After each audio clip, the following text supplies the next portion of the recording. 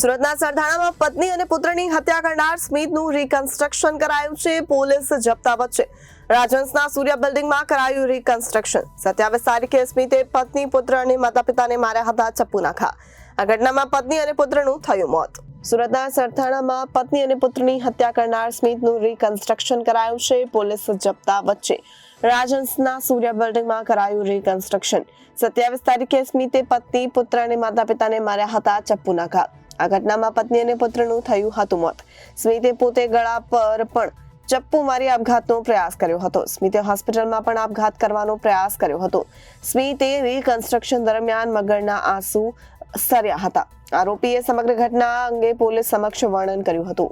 ગઈ 27 તારીખે Sarthana police station વિસ્તારમાં સૂર્ય બિલ્ડિંગની અંદર એક બનાવ બનેલ, જેમાં આરોપીએ એની પોતાની પત્ની અને એના 4 વર્ષના બાળકને ગળાના ભાગે ગંભીર ઇજાઓ કરીને મોત નિપજાવેલ અને એના માતા પિતાને બંનેને ગળાના ભાગે ગંભીર ઇજાઓ પહોંચાડેલ હતી અને ત્યારબાદ પોતે પોતાની જાતને પણ ઈજા પહોંચાડેલી હતી. આજ દિન સુધી આરોપી પોતાની જાતને ઈજા કરેલ હોય, હોસ્પિટલાઇઝ હતો.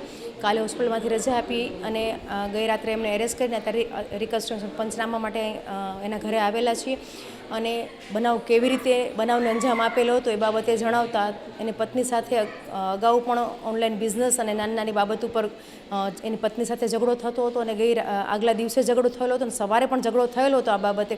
અને એ ગુસ્સો કરી અને એને ઘરમાં રાખેલું છરી વડે પત્નીને અને બાળકને ગંભીર ઇજાઓ પહોંચાડીને મોત નિપજાવેલ. ત્યારબાદ માતા પિતાને હવે મારે પણ નહીં જીવવું ને ઘરના કોઈને જીવવા નથી દેવા આવું કંઈ વિચારી અને માતા પિતાને અને બંનેને ગળાના ભાગે ગંભીર ઇજાઓ કરી અને પછી પોતે પોતાની જાતને રૂમમાં પૂરી અને પોતાની જાતને પણ ઇજા પહોંચાડેલી હતી. Reporter Arvind Rathod, Janadesh news, Surat.